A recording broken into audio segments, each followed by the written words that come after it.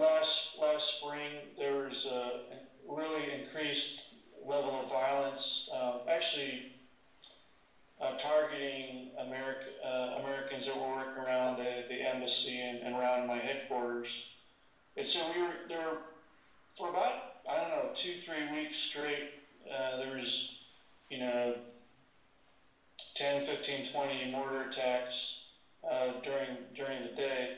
Now, if you're inside where you work, you're okay, or if you're outside near a bunker, you get to a bunker. But one morning, the alarm went off, and I was basically caught.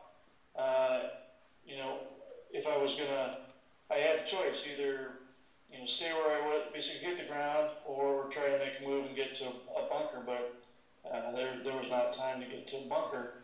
So in that moment, that's where the meditation training really bore fruit in a very significant manner, because in that moment that the mortar attack began, obviously, feelings of fear, frustration, concern really came up very much for me.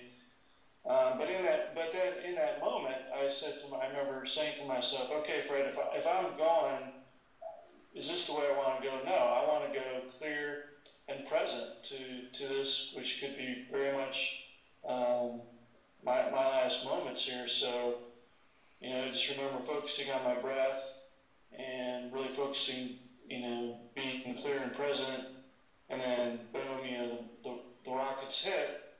Obviously, not close enough to get me.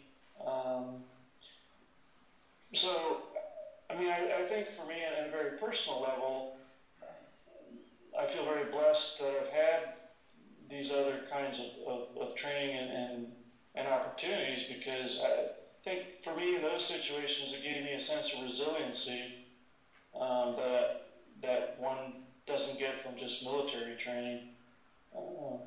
And then I think also, as a leader, if you're able to help kind of show some calmness in real stressful situations, that helps people kind of move through some tough situations. I think also in day-to-day kinds of things, especially doing work around negotiations and somatics, so much of the work I'm doing now, working with other agencies and working with other countries, I can't go out and tell the FBI to do this, or I can't go out and tell, like this conference we were at in Singapore, a Muslim cleric in country X to go do this. No, it's got to be a collaborative kind of thing.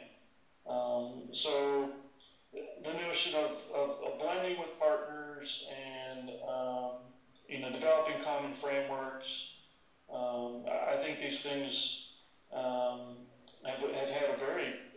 provided me very practical tools to use in order to do this collaborative work, which you are crossing cultural, functional, organizational boundaries in order to get things done.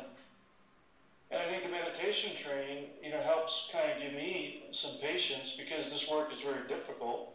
You got to reach out, find partners. But the military, the State Department, these are all very, have some very strong bureaucratic culture to them. And there's a lot of folks that I run into that, are actively protecting status quo. And I know that sometimes the new things I'm trying can appear threatening to them. So I think a lot of this training also just kind of helps me keep balanced and kind of have some faith to keep going forward in spite of these, in spite of some of these differences and challenges.